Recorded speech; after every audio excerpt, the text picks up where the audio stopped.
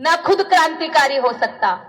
मैं किसी नेता विशेष को नहीं, मैं इतिहास से भरी हुई चीज कह रही हूं। एक क्रांतिकारी अंबेडकर ने हजारों नेता तैयार कर दिए और प्रेजेंट समय पर खुद भी नेता बनकर संसद तक कानून मंत्री बने, लेकिन एक भी नेता, एक भी क्रांतिकारी को तैयार नहीं कर पाया।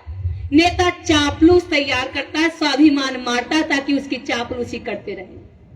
समाज में क्रांतिकारी लोगों की जरूरत है, नवीन जी की जरूरत है, शंभू जी की जरूरत है, गांव में काम करने वाले लोगों की जरूरत है।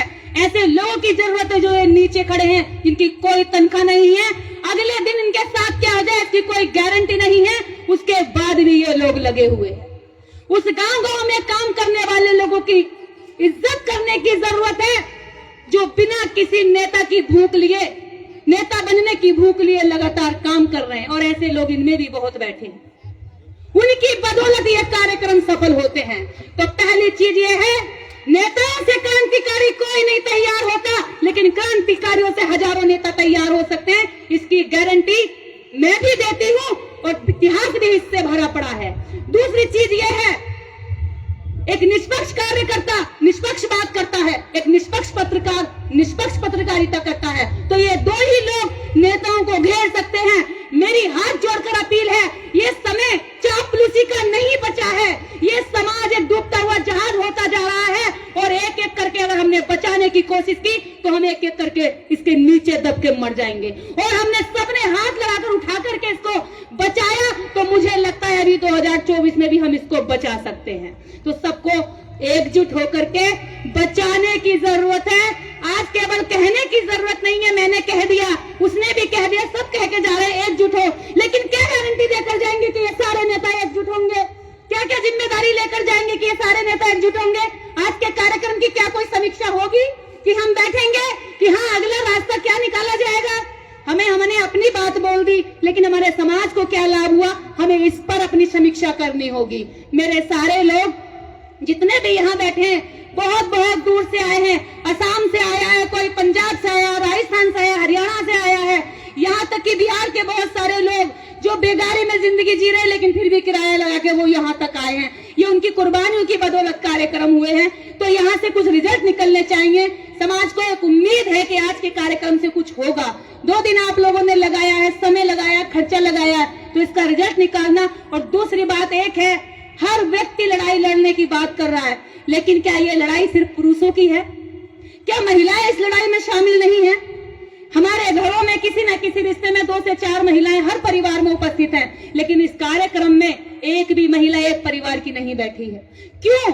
क्या ये महिलाएं उसके बाद जब तुम लड़ाई लड़कर जीत जाओगे तो फिर दोबारा से लड़ाई करेंगी? क्या अब हमें हमारा हक चाहिए? ये लड़ाई तो फिर चलती रहेगी, फिर लड़ाई चलेगी।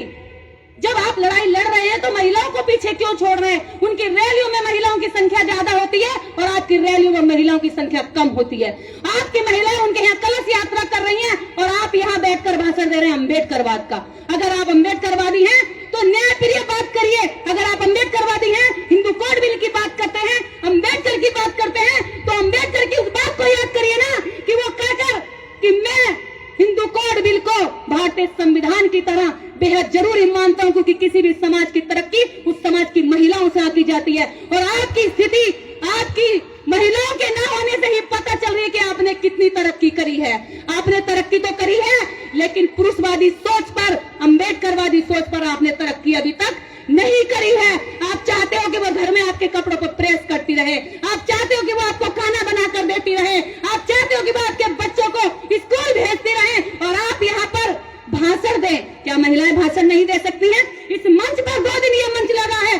क्या इन अम्बेडकरवादी पुरुषों के नेताओं के दिल में इतनी भी ईमानदारी और न्याय और सम्मान नहीं महिलाओं के लिए कि एक दिन के लिए मंच महिलाओं के लिए खाली कर दें कि आइए, चाहे तुम कैसा भी बोलो, टेढ़ा बोलो, वेढ़ा बोलो, चाहे तुम जो भी कहो, जब तुम सिखाओगे नहीं, इन्हें प्राइमरी नहीं सिखाओगे तो पीएचडी करने की कैसे उम्मीद कर लोगे? इन्हें प्राइमरी क्लास में ही नहीं बिठाओगे तो इन्हें आगे कैसे नेता बना लोगे? कल को फिर इन्हें नेता बनाने की लड़ाई लड़ना, क्योंकि ये तो वहीं पर घंटी बजाती रहेंगी, वहीं पर बाबाओं को दान करती रहेंगी, वहां पर जो एस्ट्रोलॉजर से ज्ञान पूछती रहेंगी, कल कौन सा कपड़ा पहनना है, कल क्या देना है। आप भले ही अम्बेडकरवाद की बात करो, लेकिन आपकी बीवियां तो एस्ट्रोलॉजर ने कहा कि कल कौन सी अंगूठी पहननी है तो आप वही अंगूठी डालेंगे।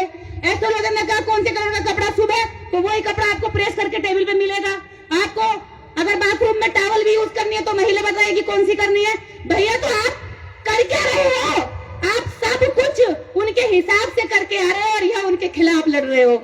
ये लड़ाई जीतने के लिए हमें हमारी महिलाओं को तैयार करना होगा। आप यहाँ समाज को तैयार करते हो अम्बेडकरवाद के लिए, वहां आपकी महिलाएं तैयार करती हैं आपके बच्चों को ब्राह्मणवाद के लिए। तो वहां से भर रहे हैं, यहाँ से निकल रहा है, वहां से भर रहे हैं, यहाँ से खाली कर रहे हैं। तो क्या है हमारी लड़ाई? जो लड़ाई जीतनी चाहिए थी वो लड़ाई हारते जा रहे हैं। आज हर बात अच्छी लगती है मुझे, हर नेता कहता है। मेरी अपील है कि एकजुट होने के लिए बैठकर प्लानिंग करिए। सारे नेता भाषण देख के गायब ना हो जाए। आज शाम को बैठे और कहें कि अगला रास्ता क्या निकाला जाएगा, वरना ये गले की खुजली खत्म की बात खत्म हो गई। जनता ने सुना, हमने बोल दिया, बहुत कुछ भरा पड़ा है। असम से आए हुए एमपी साहब ने बहुत अच्छी बात कही। मैं आइडियोलॉजी की कदर करता हूँ, मैं आइडियोलॉजी पर काम करना चाहती हूँ। इस देश के लिए, इस समाज के लिए, इस डूबते हुए अपने परिवार के लिए ये पूरा जीवन कुर्बान करना चाहती हूँ। आइडियोलॉजी को घर घर तक, महिलाओं तक, आपके बच्चों तक पहुंचाना चाहती हूँ। मैं देखूंगी कि कितने लोग कहेंगे कि ठीक है, आप जैसे 100 लोगों को हम चलाएंगे रात दिन और आप जाकर के काम करो। वादा करती हूँ मैं और मुझ जैसे 100 लोग 2024 तक घर नहीं लौटेंगे, वादा करती हूँ। और मेरे वादे झूठे नहीं होते हैं, मेरे वादे झूठे नहीं होते हैं, ये सामने की जनता भी जानती है। इतना ही बोलती जितना कर पाती हूँ। तो 100 लोगों को आप हायर करके छोड़ दीजिए। और रही बात जातिगत जनगणना की, वो जातिगत जनगणना नहीं कराएंगे और हम ऐसे लड़ाई लड़ते रहेंगे। आज हमारी पार्टियां भी हैं, संगठन भी हैं, एनजीओ भी है जिन पे करोड़ों करोड़ होते हैं, एमपी एमएलए भी हैं, मंत्री भी हैं। एक फंड इकट्ठा कीजिए और जातिगत जनगणना राष्ट्रीय स्तर पर खुद करवाइए, खुद करवाइए। जितने सामाजिक कार्यकर्ता और संगठन, लगभग 36 लाख संगठन है भारत में, दीजिए इनको काम, करवाइए ना हायर, इनसे करवाइए जातिगत जनगणना। आप करिए अपने आंकड़े खुद तैयार, क्योंकि सरकार नहीं करेगी। और आपकी जितनी भी पार्टियां, हमारे जितने भी नेता हैं, एक राष्ट्रीय स्तर पर नेता चुन लो। बहुत हो गई लड़ाई झगड़े। हम 100 लोग, 400 लोग अलग अलग इकट्ठे करके इस समाज की लड़ाई नहीं जीत पाएंगे। इस समाज में अगर हम चाहते हैं कि हम ये लड़ाई जीतें तो 24 घंटे के लिए एक मंच बनता है। अगर उससे चिपके रहने की जिद रहेगी जिद्दी बच्चे की तरह, तो फिर डॉक्टर अंबेडकर के हम फॉलोवर कहाँ हो गए? डॉक्टर अंबेडकर ने तो मंत्री की कुर्सी से इस्तीफा दे दिया था, वो तो नहीं चिपके रहे, वो तो छोड़ दिया था। ये दुख होता है वो कि ये होना, हिंदू कोड बिल पास होना बहुत जरूरी है। तो आप क्यों नहीं कहते कि ये समाज को आज बचाए रखना बहुत जरूरी है? अकेले नेता ने इतने करोड़ों लोगों की आजादी करा दी, आप हजारों नेता, आज आप इस समाज की आजादी नहीं करा पा रहे। तो ये कहीं ना कहीं हमारी लड़ाई में कमी है। हम एक दूसरे की तारीफें करते हैं, मुझे बहुत अच्छा लगता है तारीफें करना, लेकिन मैं पिछले 12 सालों से तारीफ कर रही हूँ, इसलिए मुझे लगता है इससे कोई रिजल्ट नहीं निकला। मेरी लड़ाई तो अब सारी अपने नेताओं के साथ रहेगी।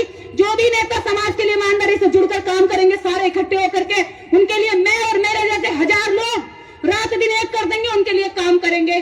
कोई, हम किसी से कुछ नहीं लेंगे, हम रोटी पे काम कर सकते हैं। और लेकिन दूसरी चीज ये है कि समाज के लिए वो ईमानदारी से खड़ा होना चाहिए। आज पार्टियां भी बहुत है, वामन मेश्राम इस मंच पर हैं, मैं उनका तहे दिल से शुक्रिया अदा करती हूँ कि उन्होंने जनसंख्या गिनती की इतनी बड़ी लड़ाई पूरे देश भर में इतनी मजबूत कर दी। कोई एक नेता उसको कहता आरएसएस का एजेंट है, दूसरा नेता कहता वो आरएसएस का एजेंट है, एक मिनट, तीसरा नेता कहता वो उसका आरएसएस का एजेंट है। एक दूसरे पे ऐसे आरोप लगा करके समाज में भ्रम फैला देते और अपना अपना आदमी को मजबूत करके रखते हैं। कहाँ ले जाना चाहते हो इस लड़ाई को? कहाँ ले जाना चाहते हो इस समाज को? किस दिशा में मोड़ना चाहते हैं इस समाज को? मेरी सभी इस समाज के नेताओं से गुजारिश है, एक दूसरे पे आरोप प्रत्यारोप लगाने की बजाय, एक दूसरे को गिराने की बजाय, आपका दुश्मन ताकतवर हो रहा है और ताकतवर होता जा रहा है, उससे लड़ाई लड़ने की तरीके सोचिए, उससे लड़ाई लड़ने के लिए समाज को एकजुट करिए। अगर आगे कभी भी इस तरह की जिम्मेदारियां हमें मिलती हैं तो हम सब लोग जाकर के ताकि काम कर सके ग्राउंड पर। दूसरी चीज ये है कि महिलाओं को लेकर के आप लड़ाई लड़िए, आपकी जीत हासिल हो जाएगी।